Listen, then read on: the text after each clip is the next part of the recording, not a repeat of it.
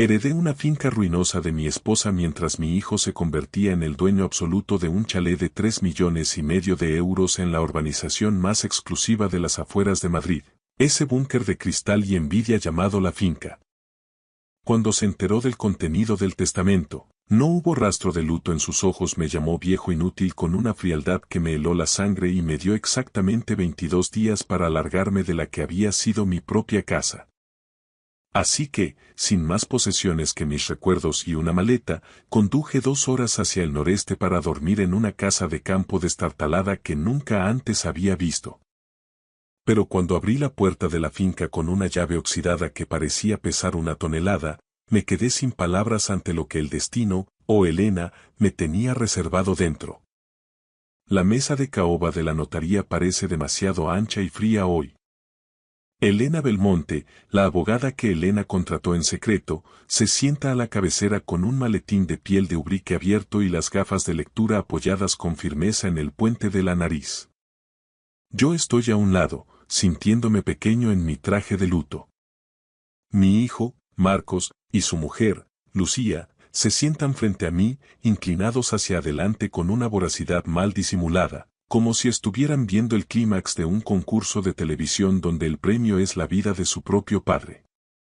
Han pasado 7 días desde que perdí a Elena, mi brújula durante 40 años. 7 días de un entumecimiento que te vacía por dentro, recibiendo bandejas de croquetas y consuelos de vecinos de Pozuelo que apenas conozco por su nombre. 7 días en los que Marcos ayudó con los trámites del funeral, lo que básicamente significó que él hacía llamadas de negocios en la otra habitación mientras yo me sentaba junto a la ventana, viendo cómo el mundo seguía girando sin ella. Gracias a ambos por venir, dice Elena, aclarándose la voz con una solemnidad profesional. Procederemos a la lectura del testamento de doña Elena Jiménez de la Calzada, redactado el 18 de octubre de 2022, apenas 6 meses antes de que el cáncer nos la arrebatara. Ella sabía perfectamente lo que hacía. Había planeado cada coma, cada cláusula de este momento. Elena se ajusta las gafas y comienza a leer el destino de nuestra fortuna. A mi amado hijo, Marcos Jiménez. Le dejo la vivienda familiar situada en la urbanización La Finca, en Pozuelo de Alarcón. Valor de tasación: 3,5 millones de euros. Lucía contiene el aliento, con los dedos apretando su bolso de marca. La mandíbula de Marcos se tensa, pero sus ojos brillan con un cálculo aritmético que me asusta. Elena continúa sin pestañear. Además, la cartera de inversiones gestionada por banca privada, con un valor actual de 6 millones de euros, y la totalidad de mis fondos de pensiones y participaciones en soluciones energéticas del norte. Valor actual: 2,5 millones de euros. 12 millones. Hago la cuenta mentalmente, un viejo vicio de profesor de instituto que no me abandona ni en la tragedia. 12 millones para Marcos, el patrimonio íntegro que ella construyó con tanto sudor. Elena pasa la página, y el sonido del papel parece un trueno en el silencio de la sala. A mi esposo, Miguel Jiménez. Mi corazón late con una fuerza que me duele en las costillas. Aquí viene mi futuro, o lo que queda de él. Le dejo en pleno dominio, por su carácter privativo, la propiedad familiar situada en la provincia de Guadalajara, concretamente en la comarca de La Alcarria. 300 hectáreas que incluyen la casa de labor, las tierras de secano y todas las edificaciones anexas. Valor catastral: 180.000 euros. El silencio que sigue es espeso como el fango. Marcos parpadea, procesando la cifra. Espera, ¿qué? Marcos se inclina hacia Elena. ¿Guadalajara? ¿Es ese Carral? La propiedad de La Alcarria, Marcos, responde Elena levantando la vista con calma. Tu madre la heredó de sus abuelos y se aseguró de que nunca formara parte de la sociedad de gananciales. Ha estado en su linaje desde 1947. Marcos se reclina en la silla y veo cómo su rostro se transforma. Primero confusión, luego un cálculo rápido, y finalmente una mueca de asco que no se molesta en ocultar. Una finca ruinosa. ¿Eso es todo para el profe? Se ríe de esa forma afilada y fea que tanto me recuerda a los competidores de Elena. Mi madre le ha dejado una choza que se cae a pedazos y 300 hectáreas de pura nada. Cariño, no. Esto tiene que ser una broma de mal gusto, dice Lucía, fingiendo compasión mientras le toca el brazo a su marido. Elena, tiene que haber un error administrativo, insiste Marcos, mirando a la abogada como si fuera ella la culpable. Mi padre es un profesor jubilado que no distingue el trigo de la cebada.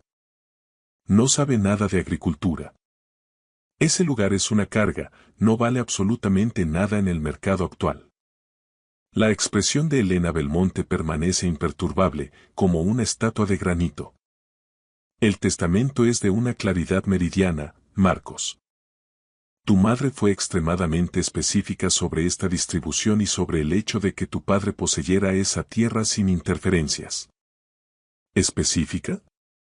Marcos sacude la cabeza con frustración. Sé que debería decir algo, debería defender la memoria de Elena, defender mi propio lugar en esta familia. Pero tengo un nudo de amargura en la garganta. ¿Por qué esa finca? Elena nunca me habló de sus planes para Guadalajara, a pesar de sus visitas secretas al final de su vida. Ni siquiera me había llevado nunca allí. Oh, hay un detalle más, añade Elena, sacando un sobre de color crema. Una carta sellada dirigida exclusivamente a Miguel, con instrucciones notariales de que sea abierta únicamente dentro de los muros de la propia finca. Desliza el sobre la mesa.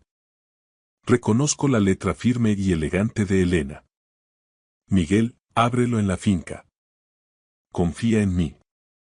Lo recojo y mis manos tiemblan tanto que el papel produce un leve siseo. Marco se levanta bruscamente, haciendo chirriar la silla contra el suelo. Esto es un insulto a la lógica. Voy a llamar a mi equipo legal ahora mismo para impugnar esta locura. La voz de Elena suena calmada, casi pedagógica. Es su derecho, Marcos.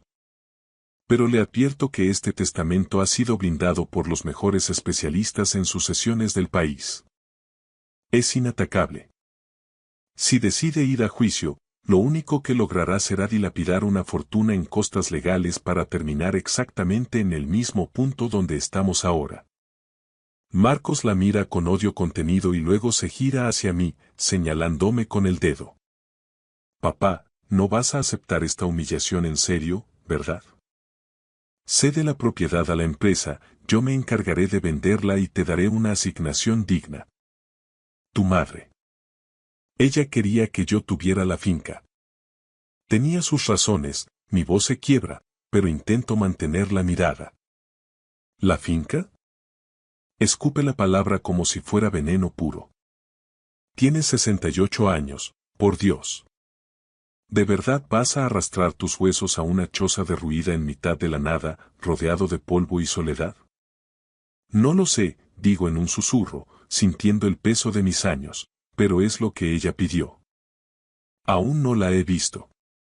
Vámonos, Lucía. Marcos agarra su abrigo italiano con violencia. Deja que el señor profesor procese su nueva vida como terrateniente de la miseria. En el umbral de la puerta, se detiene y me lanza una última mirada cargada de desprecio. ¿Sabes qué, papá? Muy bien.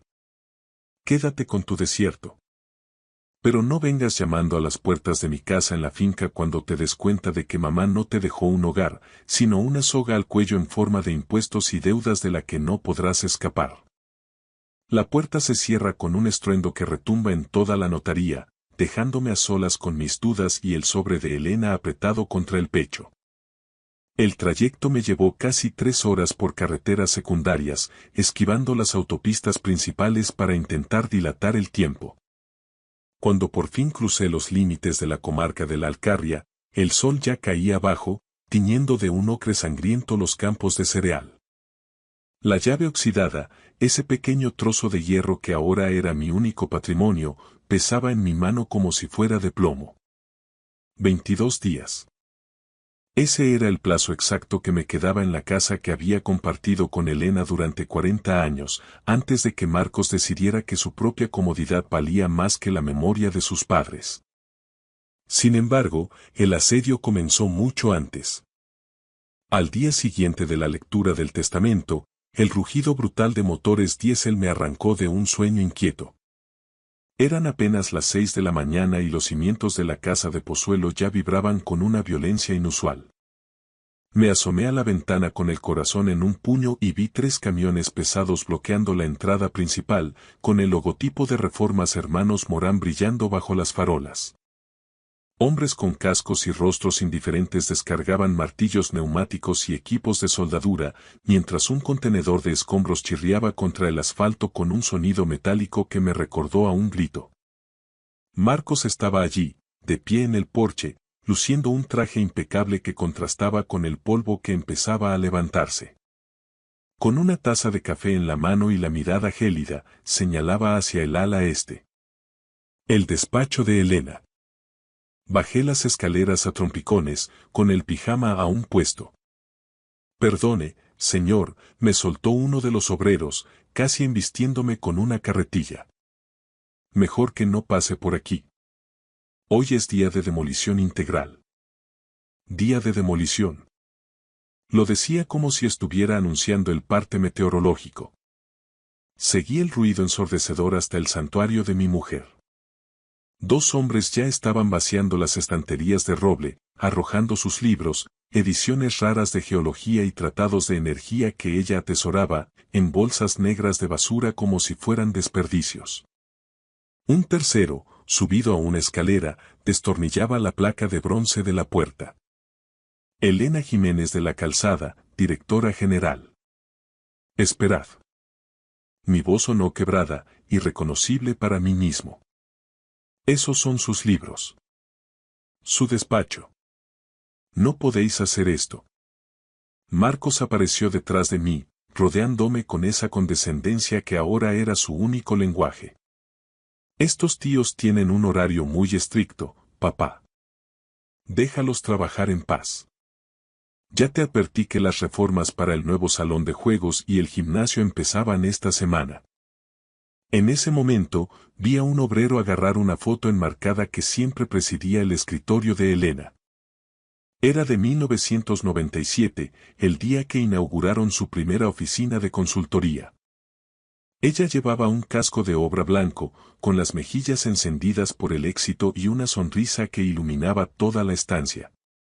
Yo estaba a su lado, con mi vieja chaqueta de tweed, mirándola con un orgullo que no cabía en la foto.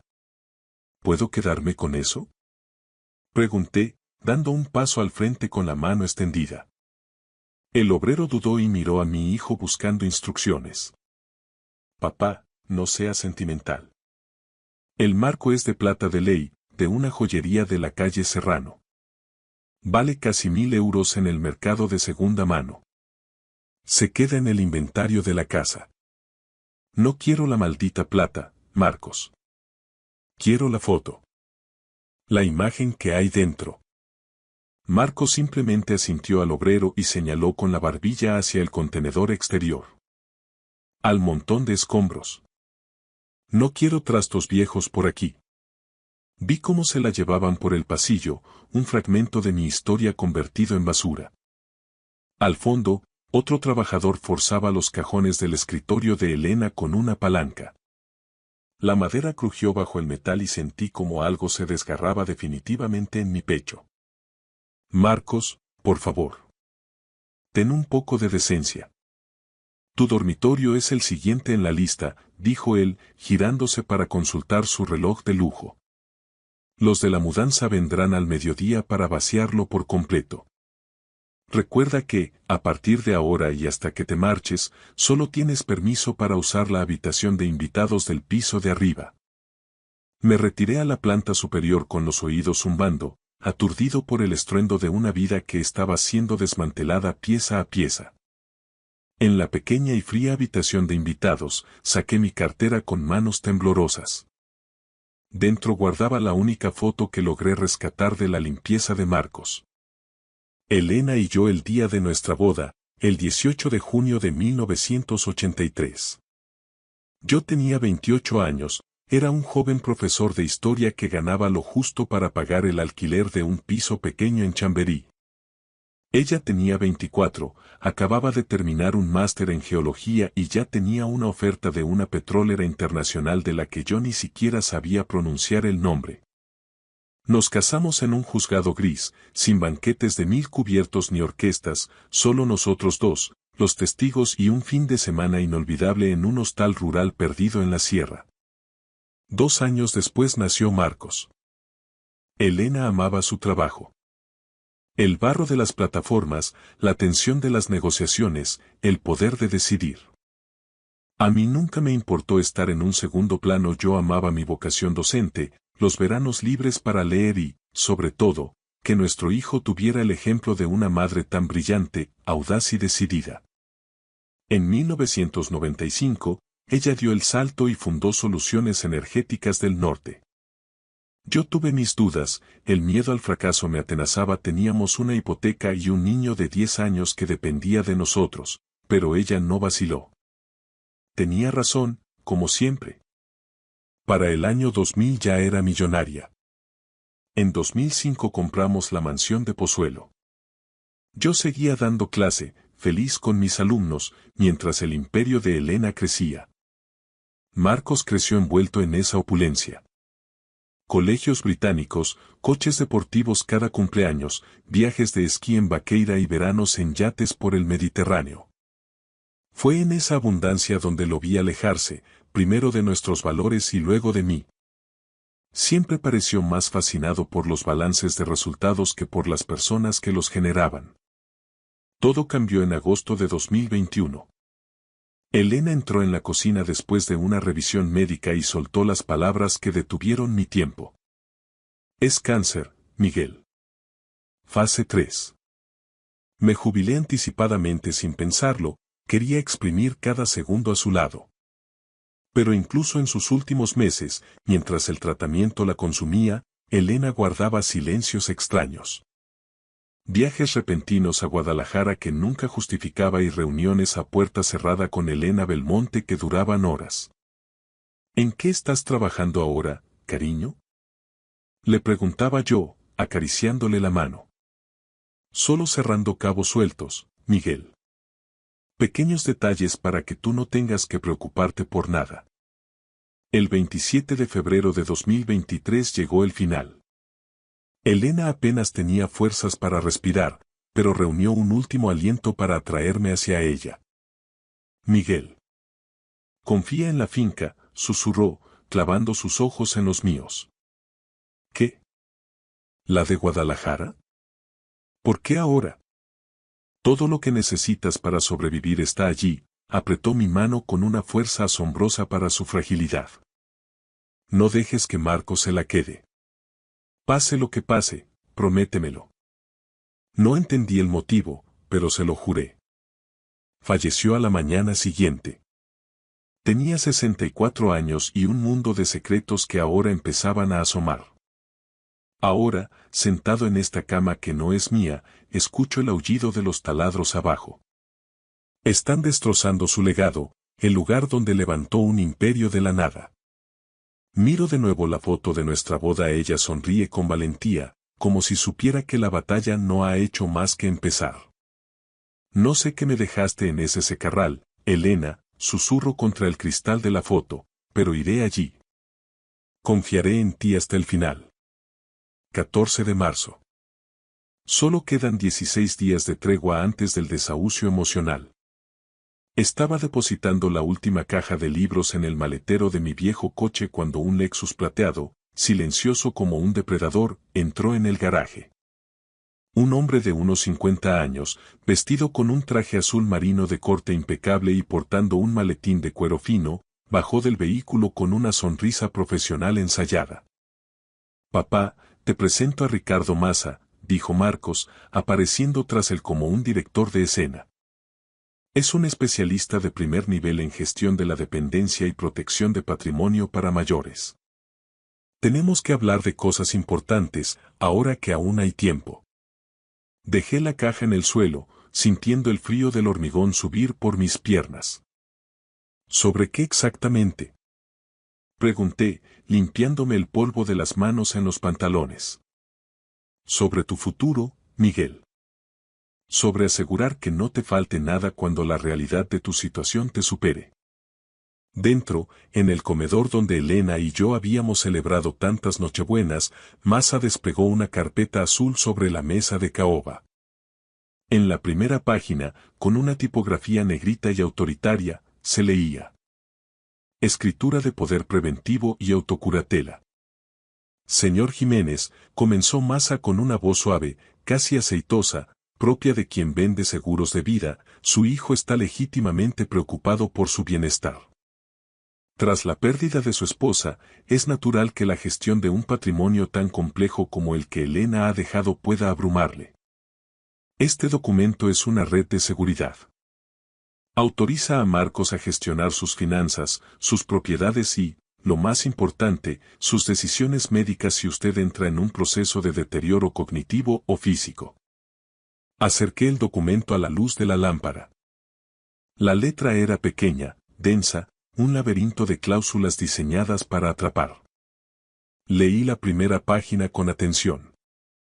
El poderdante otorga al apoderado autoridad irrevocable sobre la totalidad de sus cuentas bancarias, bienes inmuebles, incluidas las parcelas en la provincia de Guadalajara, carteras de inversión y decisiones sanitarias de cualquier índole, con efectos inmediatos y subsistentes en caso de discapacidad. Irrevocable, dije lentamente, saboreando el veneno de la palabra. Eso significa que, una vez que firme, ya no soy dueño de mi voluntad. Masa asintió con una inclinación de cabeza casi imperceptible. Garantiza la continuidad de los cuidados, señor Jiménez. Evita que un juez extraño tenga que decidir por usted si las cosas se ponen difíciles. Pasé a la página 3. Una sección estaba subrayada en amarillo fosforescente. En virtud de la Ley 8/2021, el apoderado podrá solicitar al juzgado la guarda de hecho o la curatela representativa sin previo aviso, si se considera que el poderdante no puede valerse por sí mismo en la toma de decisiones económicas. Se me cerró el pecho. Era una declaración de guerra administrativa. ¿Quieres el control de todo, Marcos? Incluida la finca de la Alcarria. Marcos se inclinó hacia adelante, apoyando los codos en la mesa, invadiendo mi espacio vital. Papá, sé realista. Hacienda ya ha emitido una diligencia de embargo por una deuda acumulada del IBI de esa finca rústica. Son 18.000 euros. Entre impuestos atrasados, intereses de demora y recargos de apremio. Si no se liquida antes del 21 de mayo, la propiedad saldrá a subasta pública en el BOE. Firma este poder y yo me encargaré de pagar esa deuda con los fondos de la empresa. No tendrás que preocuparte por trámites que ni entiendes ni puedes pagar con tu pensión de profesor. ¿Y si decido no firmar este papel? Masa ladeó la cabeza, adoptando un tono ligeramente más sombrío. Entonces nos veríamos obligados a proceder según la ley de jurisdicción voluntaria. Su hijo, como familiar directo, puede solicitar una medida cautelar de protección alegando que usted vive solo, que está en un proceso de duelo agudo y que carece de ingresos estables suficientes para mantener sus propiedades. Un juez de Pozuelo, viendo su edad y las circunstancias, otorgaría la administración provisional de sus bienes a Marcos en menos de 72 horas. Miré a mi hijo a los ojos durante un segundo eterno. Por un instante, busqué al niño de 8 años que lloraba desconsolado cuando se le murió un canario en el jardín. Pero su mandíbula se tensó con la dureza del dinero y ese recuerdo se disolvió como el humo. ¿De verdad serías capaz de hacerme eso?, pregunté en un susurro. Estoy intentando salvarte de ti mismo, papá. No estás pensando con claridad, estás obsesionado con un montón de tierra baldía.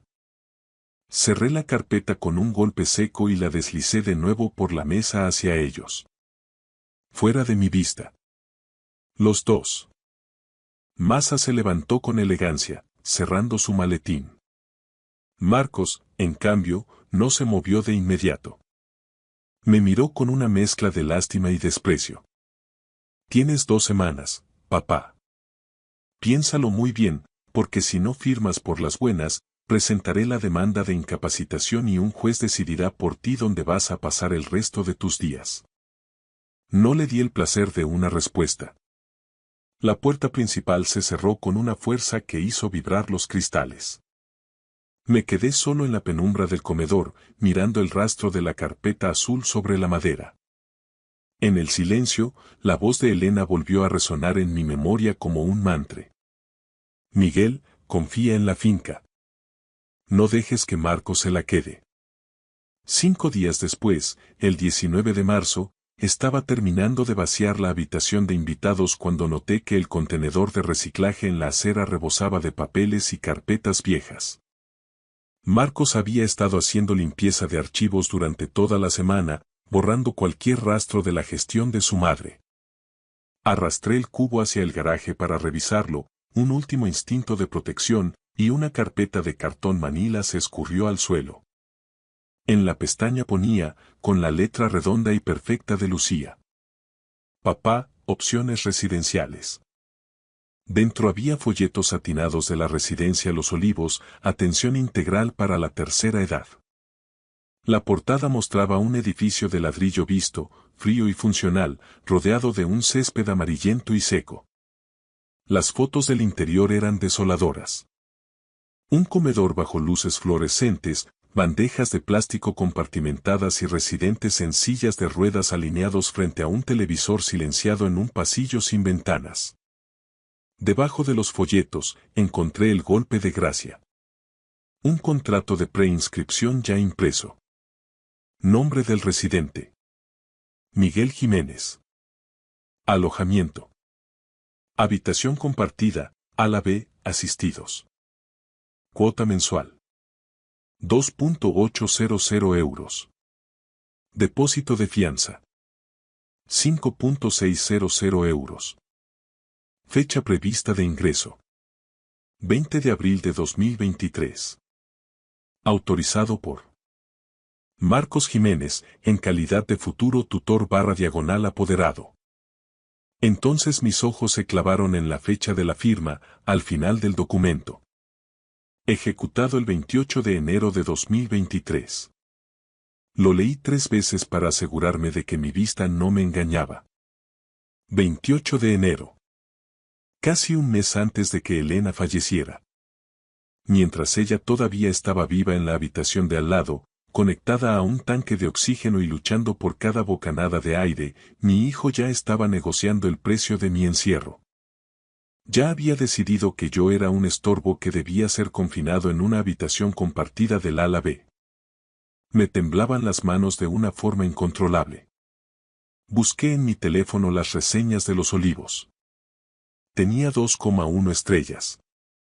A mi padre lo dejaron en una cama sucia durante 6 horas sin atender, la comida es una masa incomestible, a mi madre le desapareció la alianza de boda y la dirección dijo que ella la habría perdido por su demencia. Hice fotos con el móvil de cada página del contrato, de la fecha y de las reseñas más atroces. Luego bajé al coche, abrí el maletero y escondí la carpeta manila bajo una manta vieja y mi caja de herramientas. Quedaban solo 11 días. Marcos lo había orquestado todo mientras su madre agonizaba. El abogado, la residencia, el calendario de demolición. La trampa estaba lista y solo faltaba mi firma para activarla. Pero ahora, por primera vez en años, sentí algo que el miedo no podía apagar. Una rabia gélida y una determinación absoluta de llegar a Guadalajara. 27 de marzo. Quedan solo 48 horas para que expire mi tiempo en este santuario de cristal. El sobre llegó por correo certificado, con el sello oficial del Ayuntamiento de Brihuega, Guadalajara. Lo abrí con los dedos torpes allí mismo, junto al buzón de la entrada. Notificación de apremio y providencia de embargo. Inmueble. Finca rústica de 300 hectáreas. Polígono 14, parcela 22.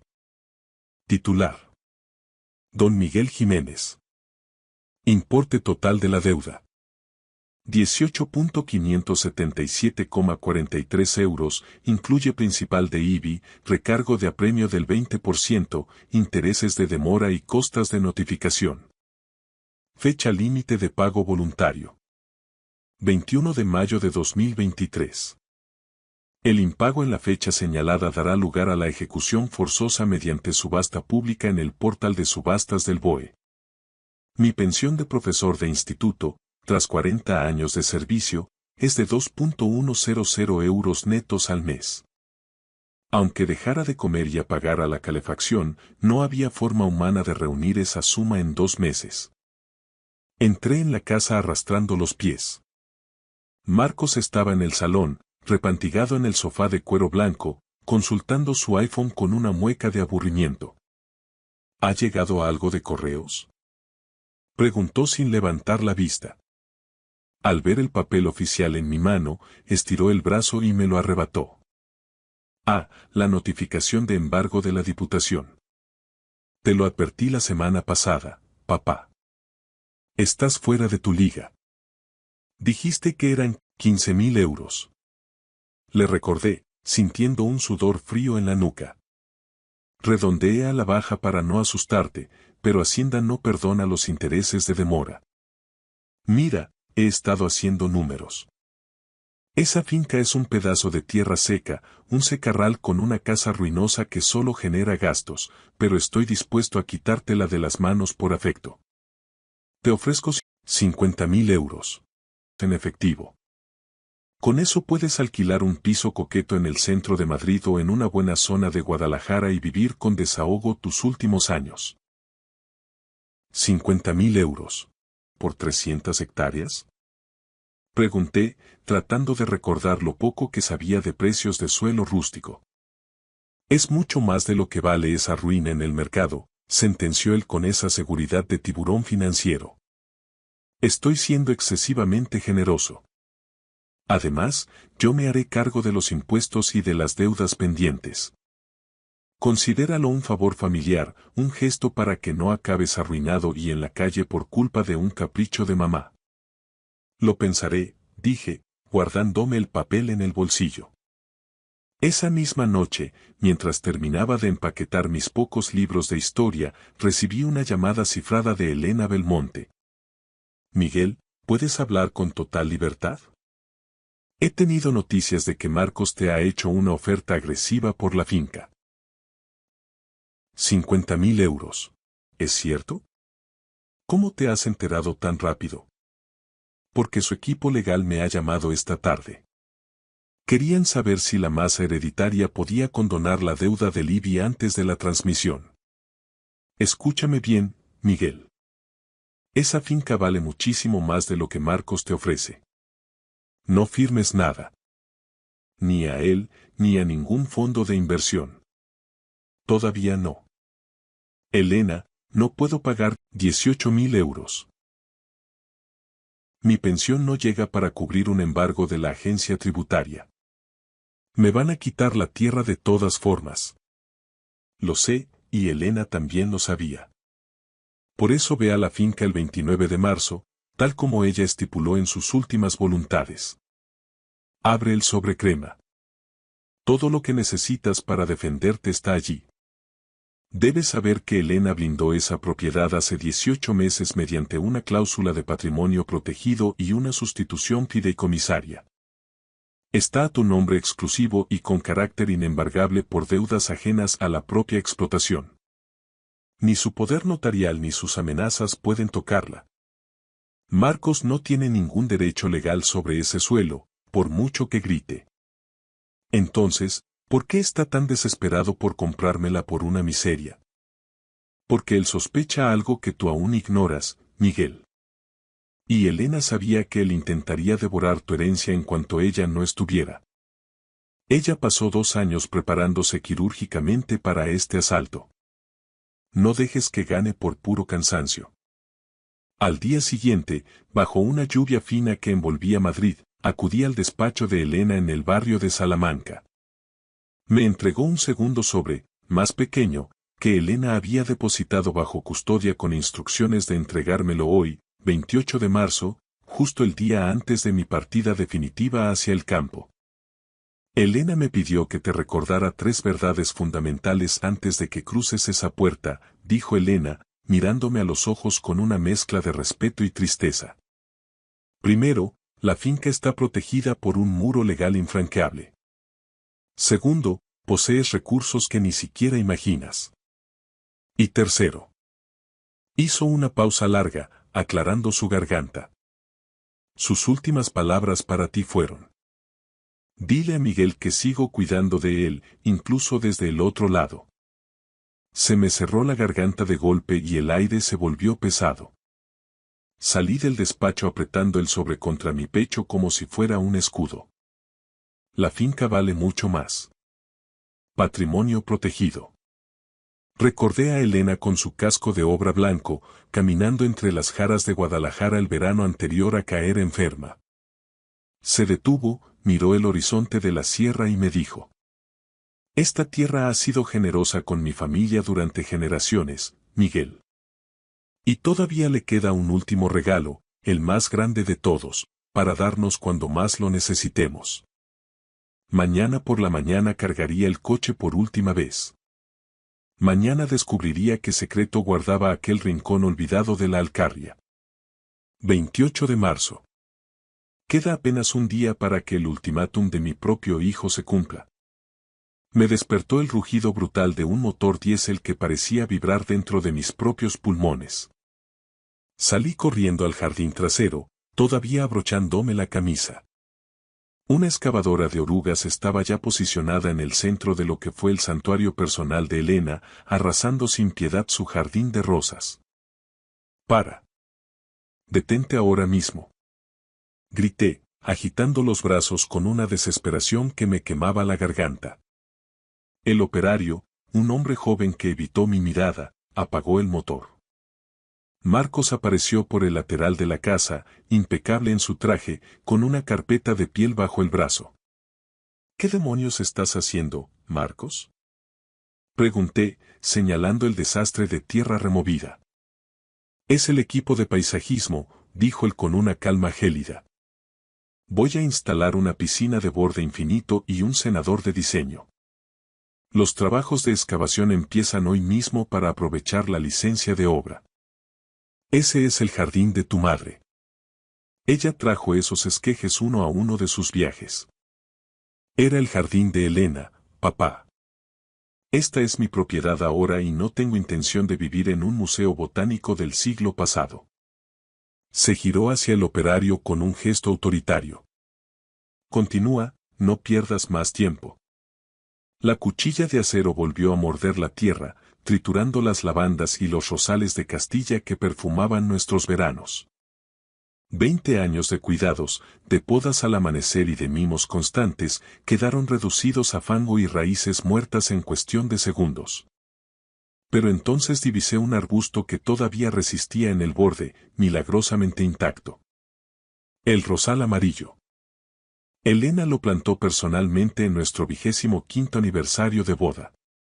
Había elegido ese color porque, según decía, era el tono exacto del vestido que yo llevaba el día que nos conocimos en la facultad.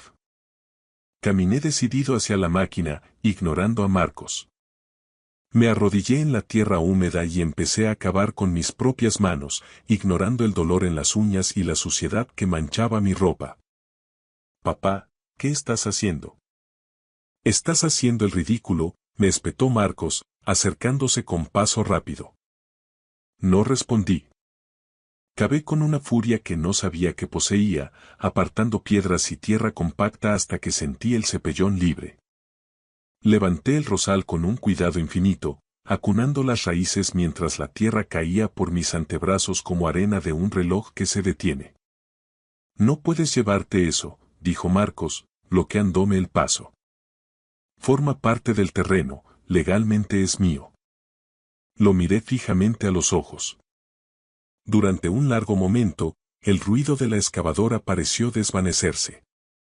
Por primera vez en años, vi en sus ojos una sombra de duda ante mi silencio. Luego, sin decir una palabra, pasé por su lado hacia mi viejo coche con el rosal en brazos, como si cargara a un herido de guerra. Lo deposité en el maletero, lo envolví en una lona protectora y salí de Pozuelo sin mirar atrás por el retrovisor. Esa misma tarde, tras 2 horas de viaje, replanté el rosal en una maceta grande de barro en el porche de la finca de Guadalajara.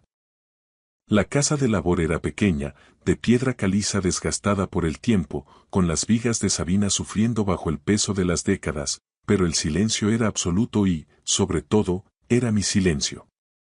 300 hectáreas de rastrojo y jara se extendían hasta un horizonte limpio.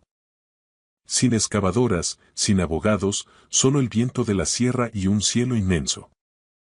Sin embargo, la paz duró poco.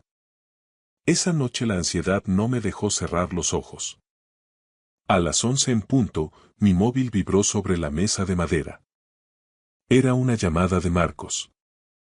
Iba a rechazarla, pero un instinto de supervivencia me hizo contestar y silenciar el micrófono instantáneamente. Él dio por hecho que la llamada había saltado al buzón de voz o que yo estaba escuchando en la penumbra. Sí, estoy en la casa de Pozuelo. Su voz era baja, tensa, cargada de una urgencia que no le conocía. El viejo se fue hoy a ese vertedero de la Alcarria. Se llevó un maldito rosal, ¿puedes creerlo? Hubo una pausa. Alguien más hablaba al otro lado, una voz que identifiqué como la de Ricardo Massa. Ya lo sé, joder, pero la deuda del IBI es solo de 18.000 euros. Si se da cuenta de lo que hay bajo esa tierra antes de mayo. Los derechos de perforación para el almacenamiento de gas.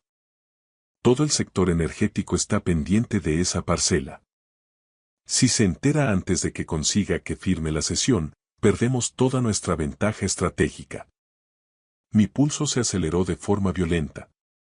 Con dedos temblorosos, busqué la aplicación de grabadora en el móvil y activé el registro. La demanda por incapacitación está redactada y lista para registro, continuó Marcos. Massa dice que podemos presentarla el lunes a primera hora si se niega a vender por los 50.000 euros. En cuanto el juez firme la medida cautelar, lo metemos en ese centro de El Escorial y yo asumo la tutela plena. Después de eso, la tierra es nuestra y el contrato con la multinacional se firma en 24 horas. No sospecha nada. Cree que le han dejado un campo de piedras. Ese hombre ha dado clase de historia durante 40 años, es un idealista, no tiene ni la más remota idea del tesoro sobre el que está sentado. La llamada terminó con un clic seco. Me quedé en la oscuridad más absoluta de la casa de piedra, con el corazón golpeando mis costillas como un animal enjaulado. Marcos no me ofrecía 50.000 euros. Por generosidad ni por lástima. Estaba intentando robarme una fortuna oculta bajo mis pies. Y Elena, mi brillante y previsora Elena, lo sabía todo. Había sembrado el camino para que yo, el profesor de historia, pudiera finalmente dar una lección de justicia. 29 de marzo, 6 de la mañana.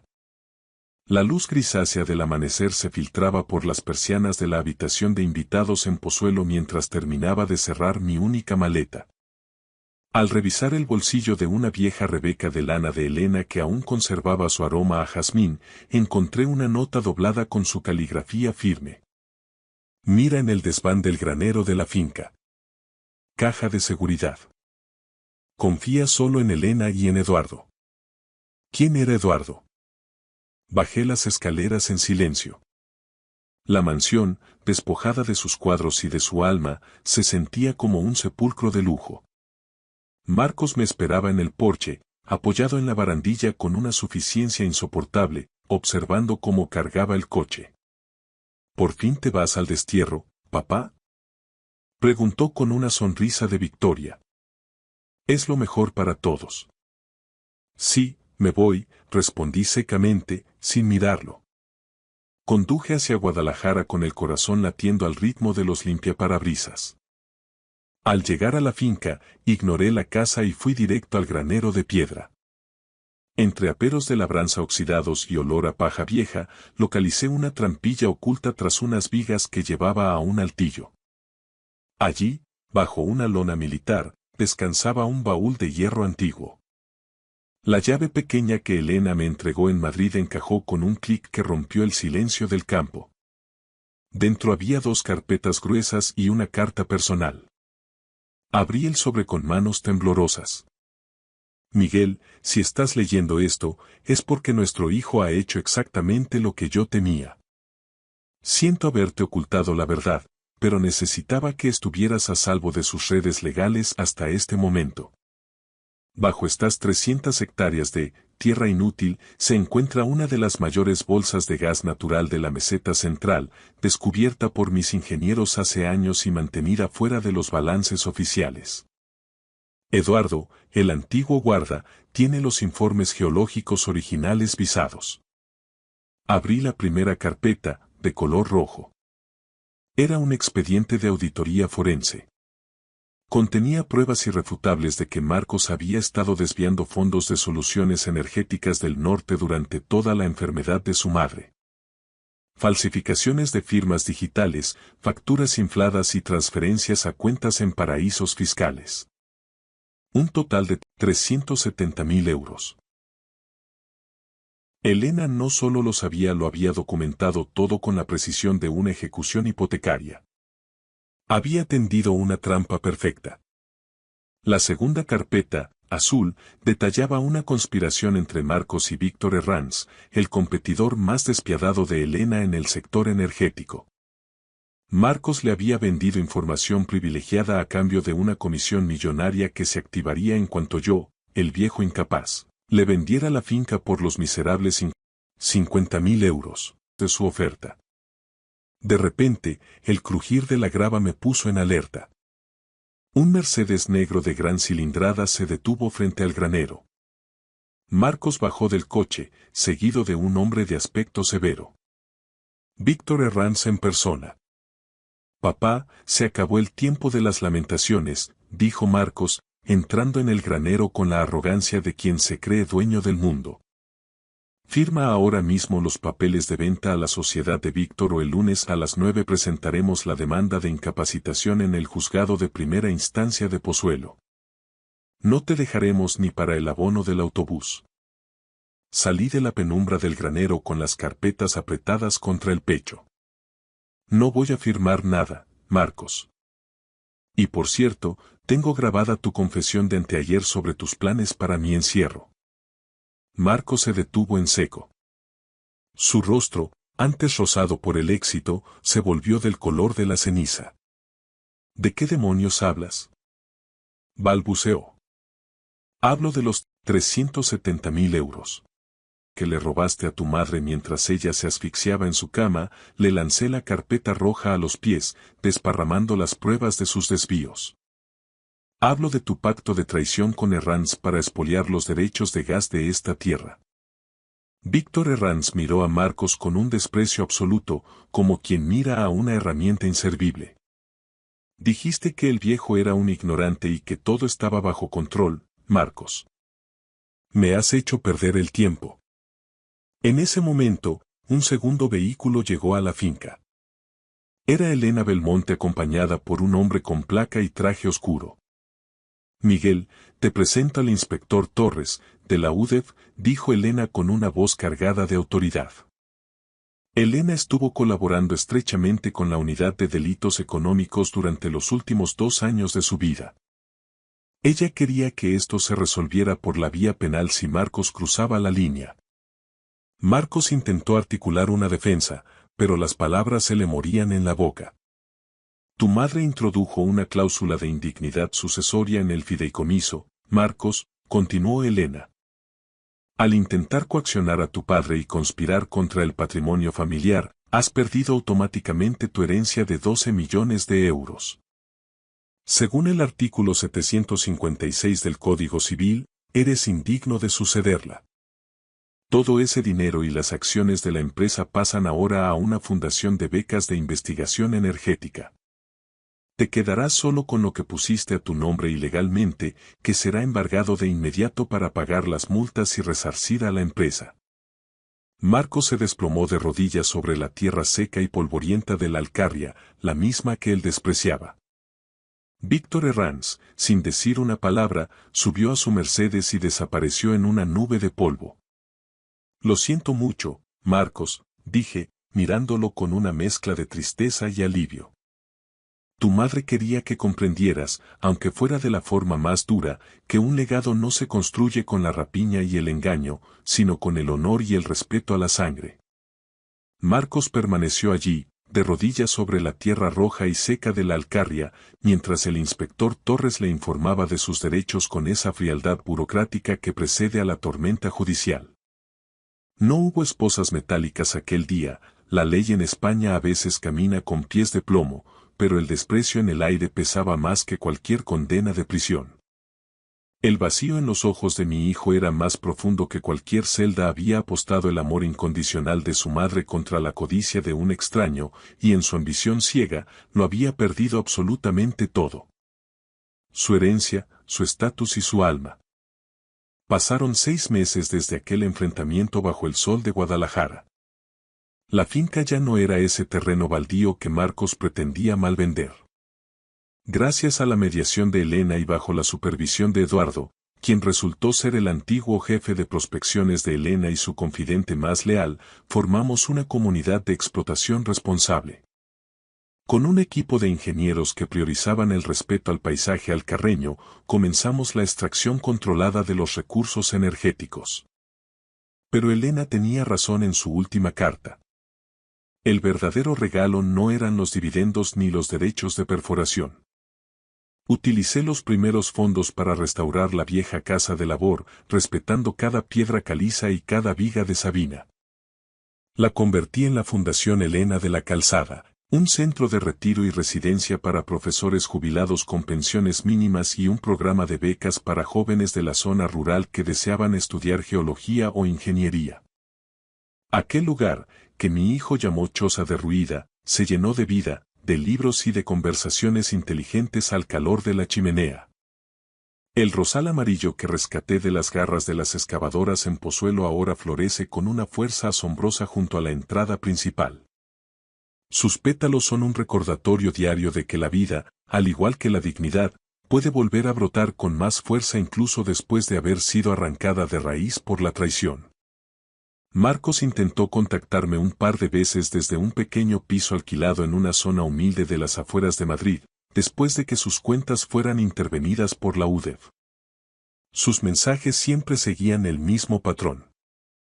Pedía un préstamo o una oportunidad de inversión para un nuevo negocio que, según él, lo devolvería a la cima. No le guardo rencor, el odio consume demasiada energía, pero el Miguel Jiménez al que él podía manipular y humillar murió definitivamente el día que Elena cerró los ojos. Ahora, mi lealtad es inquebrantable para con su memoria y para con esta tierra que me acogió cuando no tenía nada. A veces, cuando el atardecer tiñe de violeta los campos de Brihuega, me siento en el porche con una copa de vino tinto de la zona y contemplo mis 300 hectáreas. La justicia en este país no siempre es rápida, y casi nunca es indolora, pero cuando finalmente llega, es tan clara y necesaria como el aire puro de la sierra. Elena no solo me dejó una propiedad rústica, me devolvió la propiedad sobre mí mismo, mi dignidad perdida entre los lujos vacíos de Madrid y un propósito noble para mis últimos años de vida. He aprendido que el verdadero patrimonio no se cuantifica en millones de euros, ni en acciones de bolsa, ni en chalés blindados en la finca. El éxito se mide, en última instancia, en la paz profunda que sientes cuando apoyas la cabeza en la almohada cada noche, sabiendo con certeza que has honrado a quienes te amaron y que has caminado con la conciencia tranquila. Mi historia en la opulencia de la capital terminó con un portazo, pero mi verdadera vida aquí, en el corazón indómito de España, no ha hecho más que empezar. Gracias por escuchar la historia hasta el final. Dale like y deja un comentario. Suscríbete al canal y activa la campana para no perderte la próxima historia. Les deseo todo lo mejor. ¿Recibiste la factura que te envié? Eso fue lo primero que me soltó Beatriz, la mujer de mi hijo, cuando por fin logré que me cogiera el teléfono un martes por la tarde, a finales del pasado octubre. Ni un hola, ni un ¿cómo estás, Pablo?, ni la más mínima cortesía antes de entrar en faena. Solo esa pregunta seca, como si yo fuera un empleado administrativo más y no su suegro. ¿Recibiste la factura? Le respondí que sí, con un tono más apagado de lo que me habría gustado. Perfecto. El proveedor necesita el pago para el viernes sin falta o detendrán el próximo envío de material sanitario, añadió ella con una frialdad ejecutiva. Murmuré que me ocuparía de ello, pero antes de que pudiera formular la pregunta que me había llevado a marcar su número, Beatriz ya había colgado. Me quedé allí, de pie en mi cocina en Pozuelo de Alarcón, en esa zona tranquila cerca de Madrid donde el silencio a veces pesa demasiado. Me apreté el teléfono contra el pecho, sintiendo el latido de mi propio desconcierto, mientras miraba por el ventanal el jardín que me había pasado 30 años cuidando con esmero. El arce japonés en la esquina se había vuelto de un rojo intenso, casi violento. Lucía, mi esposa, habría dicho que estaba precioso, que los colores del otoño en nuestro jardín eran el mejor regalo de la jubilación. Ella falleció hace ya 4 años, pero el hábito es más fuerte que la ausencia. Todavía me sorprendo a veces girando la cabeza hacia el salón, con una anécdota en los labios, esperando verla allí. La pregunta que Beatriz no me dejó hacer era, en apariencia, sencilla. ¿Cuándo es la inauguración? Mi hijo, Adrián, llevaba planeando la apertura de su clínica de bienestar casi 2 años. El centro, un espacio de fisioterapia-rehabilitación funcional que bautizó con el nombre de Senderos del Bienestar, debía ser el proyecto de su vida. Para él, era la culminación de su formación y de sus años de esfuerzo trabajando en clínicas ajenas. Para mí, representaba los 315.000 que yo había transferido desde la cuenta de ahorros que Lucía y yo construimos, euro a euro, durante toda nuestra vida laboral. Me jubilé como profesor de matemáticas en un instituto público tras 31 años de servicio, bregando con adolescentes y logaritmos. Lucía, por su parte, fue administradora en un hospital de la red pública. Nunca fuimos ricos, ni pretendimos serlo, pero fuimos cautos, constantes y muy hormiguitas con el dinero. Por eso, cuando Adrián vino a verme hace 2 primaveras, con un plan de negocio detallado bajo el brazo y ese brillo en los ojos que solo tienen los que persiguen un sueño, creí en él con la fe ciega que solo un padre puede profesar. No le exigí una participación en los beneficios, ni un asiento formal en su gestión, ni siquiera que mi nombre figurara en la placa de la entrada. Solo le pedí una cosa: que me mantuviera al tanto de los avances. Que no me viera como a un simple inversor capitalista, sino como a su padre, partícipe de su ilusión. Durante los primeros meses, el acuerdo funcionó a la perfección. Hablábamos cada domingo, generalmente durante la comida o en largas llamadas por la tarde. Me explicaba los quebraderos de cabeza con las reformas del local, la elección de las máquinas de magnetoterapia, el proceso de selección de los fisioterapeutas. Me enviaba fotos de cada tabique levantado. Recuerdo su llamada, casi eufórico, cuando llegaron las camillas hidráulicas de última generación.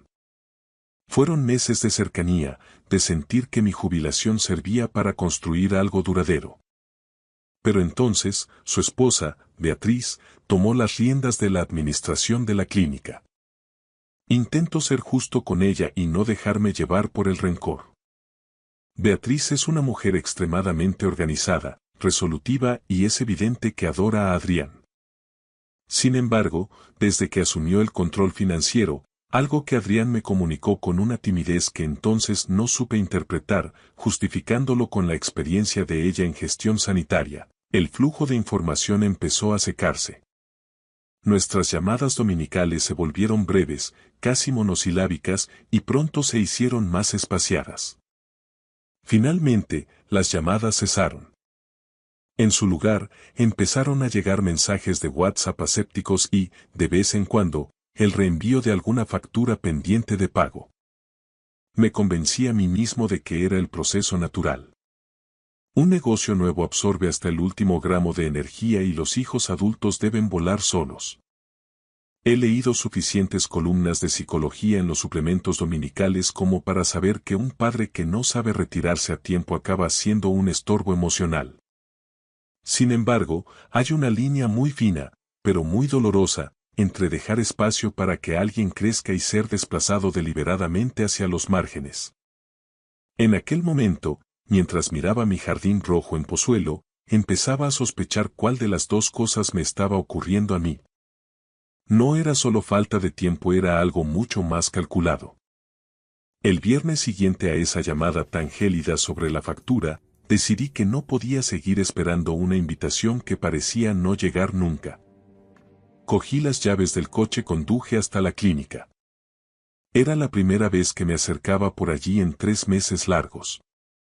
Beatriz se había encargado de disuadirme durante todo el verano, insistiendo en que el estrépito de las obras, el trasiego de los obreros hacían que cualquier visita improvisada fuera una molestia innecesaria, y yo, confiado o quizás simplemente ingenuo, lo había respetado escrupulosamente. El trayecto desde Pozuelo hasta el barrio de Hortaleza, en Madrid, me llevó unos 40 minutos. Atravesé calles que conocía de memoria, las mismas que recorría con Lucía años atrás para visitar a su hermana. Cada semáforo y cada esquina me traían ecos de una vida que ahora se sentía extrañamente lejana. Encontré aparcamiento con una facilidad inusual para ser un viernes por la tarde en Madrid.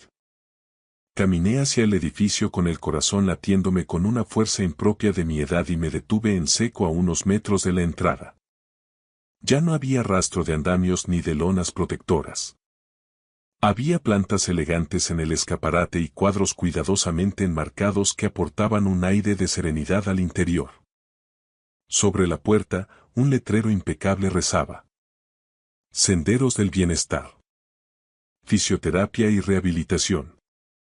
Letras azul marino sobre un fondo blanco inmaculado. Discreto, profesional y, sobre todo, terminado. La clínica estaba abierta. Clara e inequívocamente operativa. A través del cristal, pude ver un mostrador de recepción donde una mujer joven tecleaba con soltura en un ordenador.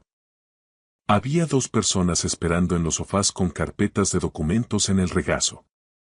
No entré.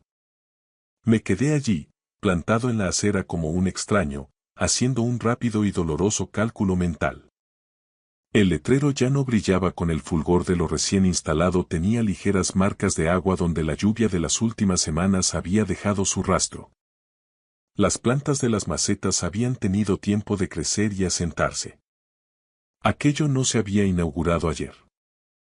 Sin decir una palabra a nadie, me di la vuelta y regresé a casa en silencio. Esa misma noche, con las manos aún temblorosas, llamé a Adrián. 3 tonos y saltó el buzón de voz. Volví a intentarlo a la mañana siguiente, esperando que fuera un simple descuido. 2 tonos y, de nuevo, el buzón. Me estaba desviando las llamadas de forma deliberada. Mi propio hijo. Mastiqué esa amarga certeza durante un día entero antes de marcar el número de Beatriz. Ella respondió al primer tono, lo que no hizo sino confirmar mis peores sospechas sobre quien controlaba el acceso a la familia. ¿Cuándo abrió la clínica exactamente?, pregunté sin preámbulos. Hubo un silencio al otro lado de la línea. No fue muy largo, apenas el tiempo necesario para que ella compusiera su respuesta. La apertura privada fue hace unas 6 semanas, Pablo, dijo con una naturalidad asombrosa. Hicimos un lanzamiento muy discreto, algo íntimo, solo con la familia más cercana y algunos colegas del sector. Asimilé el golpe en silencio. Para ellos, yo ya no formaba parte de esa familia cercana. Adrián prefería mantener un perfil bajo, continuó ella, como quien explica algo a un niño. Ya sabes lo mal que gestiona la presión y las expectativas. Vaya si lo sabía. Adrián siempre había sido un chico sensible, alguien que sufría de ansiedad antes de cualquier examen o evento importante.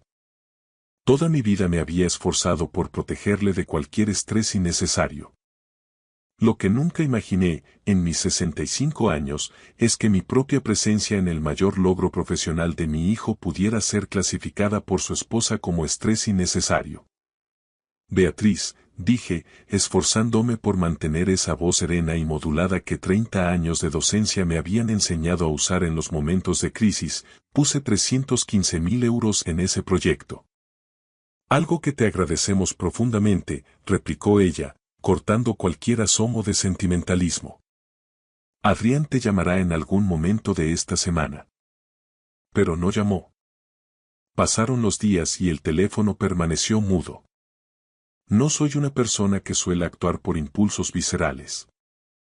Lucía solía bromear diciendo que yo era capaz de convertir la elección del menú de una cena en un tratado de investigación filosófica. Sin embargo, la deliberación no debe confundirse con la pasividad. Mientras las noticias de mi hijo seguían sin llegar, empecé a moverme con el cuidado y la discreción de quien sabe que está siendo gestionado y se niega a aceptarlo. Era hora de dejar de ser un espectador y empezar a prestar atención a los detalles que Beatriz prefería mantener ocultos. Empecé a prestar una atención minuciosa a todo lo que antes daba por sentado. Desempolvé mis registros y revisé, uno por uno, cada movimiento bancario, cada recibo guardado en carpetas y cada correo electrónico relacionado con la clínica de los últimos 2 años. Había sido extremadamente meticuloso con la documentación, un hábito de profesor de matemáticas que Lucía siempre celebraba y que Adrián solía considerar una exageración.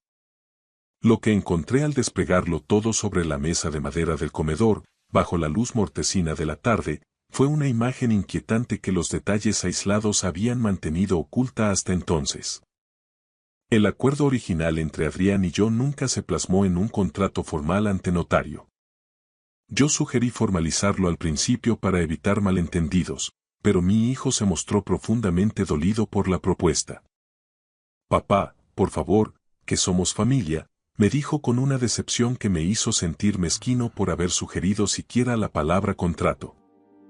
Ahora comprendo que apelar a la sangre era exactamente el efecto deseado para desarmar mi prudencia. Lo que sí conservaba era una serie de correos electrónicos donde Adrián describía mi aportación como una inversión en términos familiares, sin intereses bancarios ni un calendario de pagos rígido, pero con el compromiso inquebrantable de tratarme como a un socio capitalista con derecho a ser informado de cada hito importante. Sus propias palabras, su firma digital. Y la inauguración de la clínica era, por cualquier definición razonable, el hito más importante de todos. Pero había algo más turbio que la falta de invitación. Empecé a notar patrones extraños en las facturas que Beatriz me reenviaba esporádicamente. Aparecía equipamiento de alta gama que no recordaba haber aprobado y, lo más sospechoso, una cuota de consultoría que se repetía mensualmente pagada a una sociedad limitada cuyo nombre no me resultaba familiar en absoluto. Había también una partida descrita vagamente como desarrollo de negocio cargada directamente al presupuesto operativo. Mi dinero, el ahorro de toda una vida, estaba siendo drenado de forma constante durante 11 meses consecutivos. No soy contable, pero he pasado 31 años enseñando a mis alumnos a seguir la lógica implacable de los números. Y la lógica de estas cifras me estaba gritando algo que mi corazón se negaba a procesar. Llamé a mi viejo amigo Diego, que se había jubilado de la abogacía corporativa hacía 3 años y ahora pasaba la mayor parte del tiempo navegando por las costas de Denia. Quedamos para comer en una taberna cerca del puerto de Valencia, un lugar donde el salitre y el buen vino suelen facilitar las verdades incómodas. Llevé conmigo la carpeta de los correos y las facturas sospechosas. Los extendí sobre la mesa, entre las tazas de café y las migas del postre, y dejé que su ojo clínico leyera entre líneas. Diego no dijo nada durante un largo y denso silencio. Finalmente, se bajó las gafas de leer, me miró por encima de la montura con esa gravedad que solo tienen los abogados veteranos y preguntó: Pablo, ¿tienes idea de quién es el dueño real de esta sociedad limitada? Le dije que no tenía la menor sospecha. Entonces deberías averiguarlo cuanto antes, sentenció él.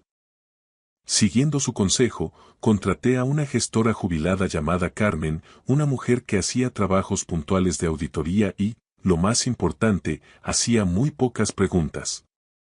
Le pedí que revisara todo el panorama financiero de mi aportación y los cargos efectuados a la cuenta de la clínica. Tardó 2 semanas en volver.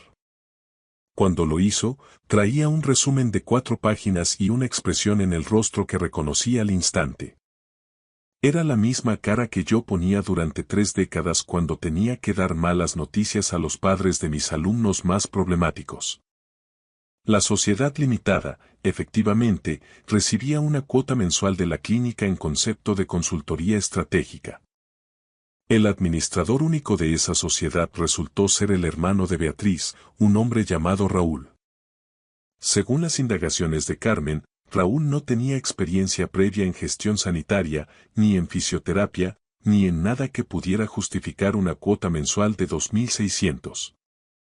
Durante 11 meses, eso sumaba un total de 28.600 cargados directamente contra mi inversión inicial. Había más irregularidades en el informe de Carmen, pero ese detalle fue el que se me quedó grabado, frío y pesado como una piedra en el fondo de un pozo. No llamé a Adrián inmediatamente. Necesitaba asimilar el golpe y entender la magnitud real de la traición antes de pronunciar una sola palabra. Supongo que en este punto de la historia, otro hombre habría conducido furioso hasta la clínica para montar un escándalo público, pero las escenas impulsivas rara vez solucionan algo. Lucía me enseñó esa lección con paciencia. No se gana la batalla gritando más fuerte. Ella solía decirme con una sonrisa sabia: Pablo, en esta vida ganas siendo el último que se queda sentado a la mesa. Y eso era exactamente lo que pensaba hacer. A través de un contacto mutuo, el marido de una antigua colega del instituto que casualmente había gestionado locales para el propietario del inmueble de la clínica, logré acceder a una copia del contrato de arrendamiento. No entraré en detalles sobre cómo lo conseguí exactamente en España. A veces, una cañada de favores y un café a tiempo abren más puertas que un requerimiento judicial, y no es algo que deje en buen lugar a nadie. Lo que importa es lo que descubrí entre aquellas cláusulas de lenguaje jurídico farragoso. El contrato se había blindado con un aval personal de cuantía desorbitada. Y no estaba firmado por Adrián y Beatriz de forma conjunta, como me habían dado a entender, sino por Adrián en solitario. Independientemente de la pomposa estructura empresarial que Beatriz me había vendido, el riesgo financiero real, el que te quita el sueño y te puede dejar en la calle, recaía exclusivamente sobre los hombros de mi hijo. No había protección societaria ni responsabilidad limitada que valiera frente a aquel aval. Si la clínica fallaba, Adrián respondería con todo su patrimonio presente y futuro. Me pregunté, mientras releía el documento en la soledad de mi salón en Pozuelo, si Beatriz era consciente de esto cuando autorizaba esos pagos mensuales a su hermano Raúl. No sé qué conversaciones tenían entre las paredes de su casa, ni qué silencios compartían. Lo que sí sabía es que mi hijo cargaba con una losa que quizá no comprendía del todo, mientras la persona encargada de proteger sus intereses desviaba parte del flujo de caja hacia su propia sangre. Llamé a Adrián un domingo por la mañana, rompiendo el largo silencio que se había instalado entre nosotros. Respondió al quinto tono, con esa desgana de quien no quiere ser interrumpido. Hola, papá, su voz sonaba pastosa, cansada.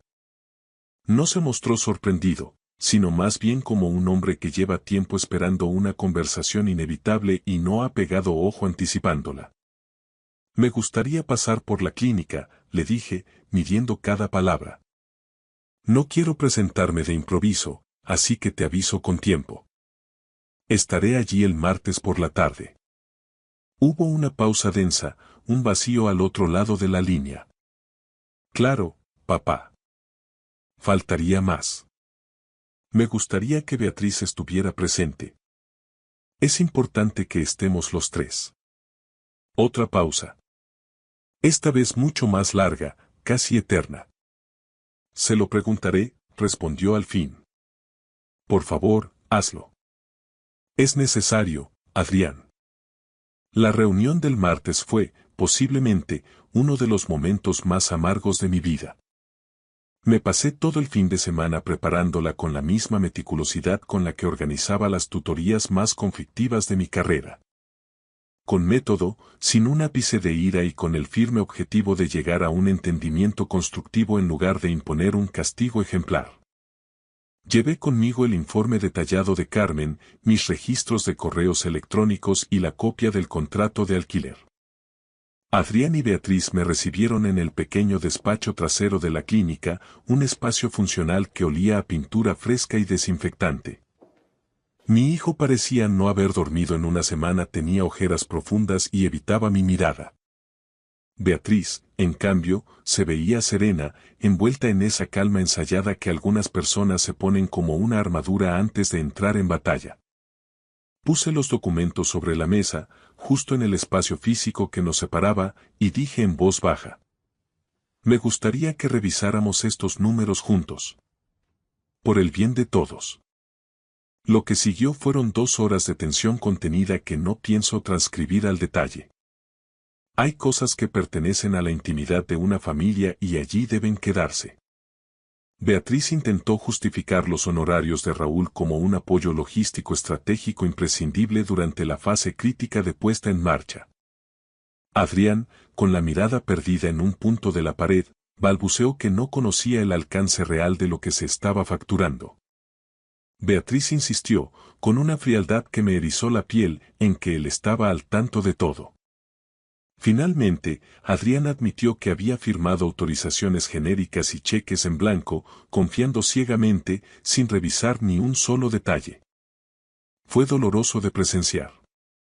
No porque sintiera que me estaban mintiendo descaradamente, aunque hubo momentos de duda razonable, sino porque vi a mi hijo, al hombre que Lucía y yo habíamos criado con tanto amor y valores, sentado frente a su propia esposa dándose cuenta de que sus versiones de la realidad no encajaban. Ver la quiebra de la confianza en directo es algo que no le deseo a ningún padre. No levanté la voz ni una sola vez. No hubo amenazas de abogados ni ultimátums dramáticos. Al terminar las 2 horas, simplemente dije: necesito que esto se reconozca formalmente. Quiero una contabilidad por escrito de cada gasto y un plan de devolución detallado para reintegrar lo pagado a la empresa de Raúl. No es porque me falte el dinero para comer, Adrián, es porque necesito recuperar la certeza de que estamos actuando con honestidad en esta mesa. Beatriz, recuperando su tono ejecutivo, dijo que necesitaría tiempo para consultarlo con su asesor fiscal. Por supuesto, respondí levantándome. Tenéis 2 semanas. Ni un día más. Al salir, Adrián me acompañó hasta la puerta, mientras Beatriz se quedaba en el despacho, refugiada tras su ordenador. Él se detuvo en el escalón de la entrada con las manos hundidas en los bolsillos, mirando con melancolía hacia el aparcamiento vacío. Lo siento mucho, papá, murmuró. Lo sé, hijo. Lo sé. De verdad. No tenía ni idea de que ella le estuviera pasando tanto dinero a Raúl. Miré a mi hijo durante un largo y pesado minuto. Y le creí. Creí que había firmado documentos sin leer, delegando los detalles farragosos en su esposa para centrarse en su sueño de fisioterapeuta. Había construido una clínica preciosa, un templo al bienestar, sobre unos cimientos financieros que nunca se molestó en inspeccionar. Lo había visto hacer variaciones de esto toda su vida. Adrián siempre fue el visionario, el soñador que necesitaba a otros para ejecutar la letra pequeña. Era su mayor virtud y, al mismo tiempo, su grieta más profunda. Y en este caso, alguien muy cercano se había aprovechado de esa vulnerabilidad. Es algo que vas a tener que solucionar tú mismo, le dije, poniéndole una mano en el hombro. No lo hagas por mí ni por el dinero. Hazlo por tu propia dignidad y por el futuro de este lugar. Regresé a Pozuelo envuelto en la luz anaranjada y mortecina del atardecer madrileño. La M40 fluía con esa lentitud exasperante de los martes, pero yo no tenía ninguna prisa por llegar a mi casa vacía. Sintonicé Radio Nacional, una vieja costumbre de los tiempos en que Lucía insistía en que la radio era la mejor compañera para no sentirse solo al volante, y dejé que el trayecto durara lo que tuviera que durar, procesando el peso de la reunión. Las 2 semanas de plazo transcurrieron en un silencio tenso. Un jueves por la mañana, recibí un correo electrónico del contable de Beatriz. Adjuntaba un documento PDF que contenía una auditoría completa y detallada de todos los gastos de la clínica hasta la fecha. Allí estaban, negro sobre blanco, los honorarios de Raúl. Sumaban exactamente 31.700 en pagos que yo jamás había autorizado. El documento incluía una propuesta de reembolso formal, estructurada en cuotas mensuales durante 18 meses, que se detraerían directamente de los beneficios operativos del centro. Revisé los términos con Diego por teléfono. Tras un par de comentarios técnicos, me confirmó que la propuesta era justa y legalmente sólida. Acepté, pero impuse una condición innegociable. A partir de ese momento, cualquier gasto extraordinario que superase los 4.500 requeriría mi conformidad previa y por escrito. Beatriz aceptó a través de un mensaje corto. No sonaba contenta, pero la transparencia ya no era una opción, sino una obligación. Lo que ocurrió después fue un proceso mucho más lento y menos cinematográfico. Adrián y yo retomamos nuestras conversaciones de los domingos, aunque el tono había cambiado para siempre. Eran llamadas más cortas, marcadas por una prudencia nueva, pero también por una honestidad descarnada que antes nos faltaba. Me confesó cosas que se había guardado por miedo o por orgullo. Que los primeros 3 meses de la clínica habían sido un abismo de dudas, que le aterraba decepcionarme y que las discusiones con Beatriz por el control del dinero habían empezado mucho antes de que yo pusiera la primera piedra financiera. Podrías haber acudido a mí, hijo, le dije un domingo, mientras observaba el jardín desde la cocina. Un padre que no es capaz de escuchar las noticias difíciles de su hijo no es un padre en el que se pueda confiar. Y yo siempre he aspirado a ser alguien en quien puedas apoyarte, no alguien a quien tengas que ocultarle la verdad. Nunca recibí esa invitación para la gran inauguración oficial. Nunca estuve en la puerta de Senderos del Bienestar estrechando la mano de sus colegas ni disfrutando de ese orgullo público que siente un padre cuando ve el éxito de su descendencia. Ese momento me lo arrebataron, y no voy a mentir diciendo que no dejó una cicatriz.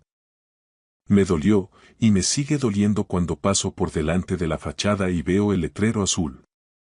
Sin embargo, a mediados de diciembre, un viernes lluvioso, Adrián me llamó con una voz distinta, más cercana.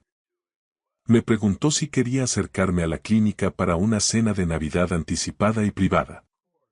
Solo nosotros 3. Él, Beatriz y yo. Cenamos en la pequeña cocina del personal, al fondo del local, con platos de plástico y comida de un restaurante de takeaway de la esquina. Acepté. Me senté en una mesa plegable, rodeado de cajas de cartón y con una hilera de luces navideñas que Adrián había colgado de mala manera en la ventana. Mientras comíamos, pensé en Lucía y en mis 31 años explicando logaritmos y ecuaciones a hijos de desconocidos. Pensé en lo que significa realmente invertir en algo. El dinero, al final, es la parte sencilla de la ecuación. Lo acumulas con esfuerzo durante décadas y puedes desprenderte de él en un solo segundo, con una firma. Una vez que sale de tus manos, ya no te pertenece, se va al mundo a construir paredes o a pagar deudas. La inversión verdaderamente difícil es la otra.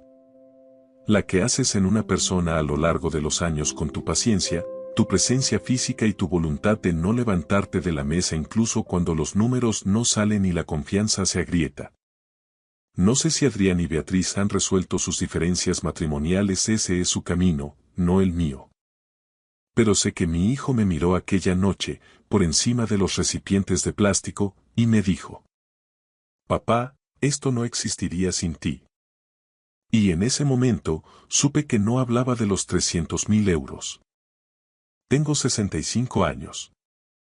He enterrado al amor de mi vida, He sobrevivido a una larga carrera profesional y he navegado por más conversaciones amargas de las que puedo contar.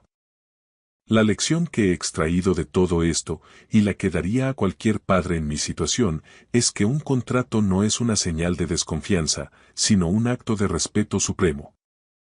Un papel dice: me tomo esto tan en serio que quiero que quede por escrito.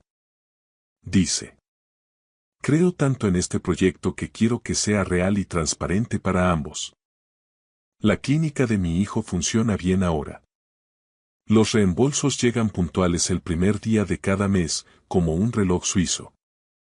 Visito el centro el segundo martes de cada mes y Adrián me ofrece un café mientras repasamos un breve informe de gestión. Ocupación de salas, nuevas derivaciones médicas, mantenimiento. En primavera, cuando decidió comprar una nueva máquina de ecografía de última generación, me llamó antes de firmar la orden de compra para pedir mi opinión. Esa llamada, ese gesto de incluirme en la decisión antes de gastar el dinero, valió para mí mucho más de lo que habría valido cualquier placa conmemorativa en la inauguración. No soy un hombre que necesite ser el centro de la celebración, soy un hombre que necesita ser parte del proceso. Hay una diferencia abismal entre ambas cosas, y me costó perder la primera para asegurar la segunda. Si eres un padre o una madre que ha entregado a un hijo su dinero, su tiempo o su confianza ciega, y has empezado a sentir ese frío en el estómago que te dice que te están gestionando en lugar de respetarte, escucha esto. Tus sentimientos son información valiosa. No los ignores. No te convenzas de que eres una persona difícil o de que el amor familiar exige el silencio ante la duda. Haz la pregunta incómoda. Lee el documento. Exige las cuentas. Si tu hijo merece realmente que creas en él, y la mayoría lo merece, se sentará contigo a esa mesa, por mucho que escueza. Y lo resolveréis juntos. Eso es lo que significa ser una familia en el mundo real. No es la ausencia de conflictos, sino la voluntad inquebrantable de afrontarlos de cara. Gracias por escuchar mi historia hasta el final. Si resonó contigo, dale like, escribe en los comentarios qué fue lo que más te tocó y no olvides decir de dónde eres. Suscríbete al canal, vienen muchas más historias.